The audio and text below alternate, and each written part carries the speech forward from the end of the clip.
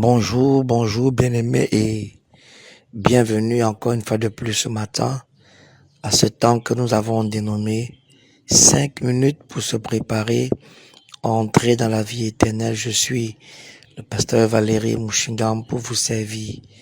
Alors ce matin, nous allons lire ce texte de l'évangile de l'évangile de Jean au chapitre 14 et au verset 27. Évangile de Jean au chapitre 14 et le verset 27. Ici, c'est le Seigneur Jésus lui-même qui parle. Il dit, je vous laisse la paix. Je vous donne ma paix. Je ne vous donne pas je ne vous donne pas comme le monde donne. Que votre cœur ne se trouble point et ne s'alarme point. Je vous laisse la paix. Je vous donne ma paix. Je ne vous donne pas comme le monde donne. Que votre cœur ne se trouble point et ne s'alarme point. Plus que jamais, bien-aimés, nous avons besoin d'être calmes. Le monde est profondément troublé. Et une grande chose que le Seigneur nous a laissée, j'allais dire une grande bénédiction que le Seigneur nous a laissée, c'est la paix. Vous entendez? Le Seigneur dit qu'il s'en va, mais il nous donne la paix. Et il ne donne pas la paix que le monde donne. Parce que, vous savez, le monde a une paix qu'il donne. Et oui, et la paix que le monde donne vient des choses matérielles. La paix que le monde donne vient de la sécurité des choses de ce monde. Aujourd'hui, par exemple, lorsque vous avez un grand compte en banque, cela vous procure une certaine paix.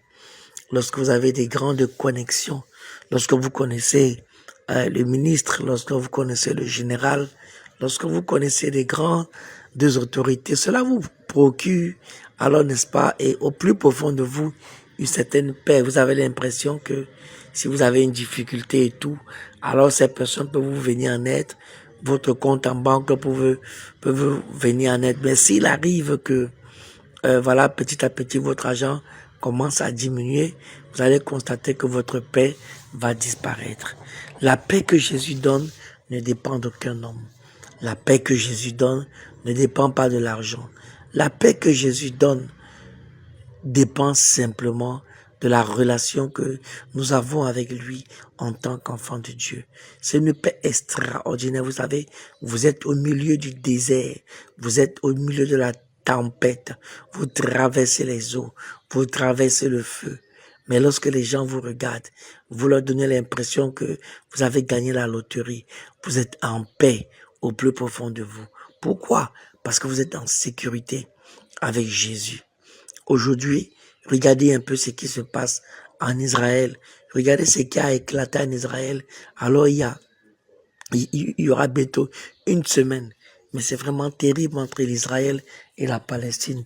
Les gens courent à gauche, les gens courent à droite. Vous entendez? Et cela crée un trouble, une confusion énorme. Et comme je disais, tous ces signes de plus en plus sont là pour nous montrer que l'enlèvement est très très proche, mes amis. Nous ne devons pas rechercher la paix de ce monde. Nous ne devons pas rechercher la paix alors que les hommes, les femmes nous donnent. Mais nous devons tout faire pour être en paix avec Jésus. Le monde est tellement, pardon, le monde est tellement troublé en ce moment. Regarde ce qui se passe en Ukraine. Cette guerre qui dure depuis plus d'un an et demi maintenant en Ukraine et en Russie.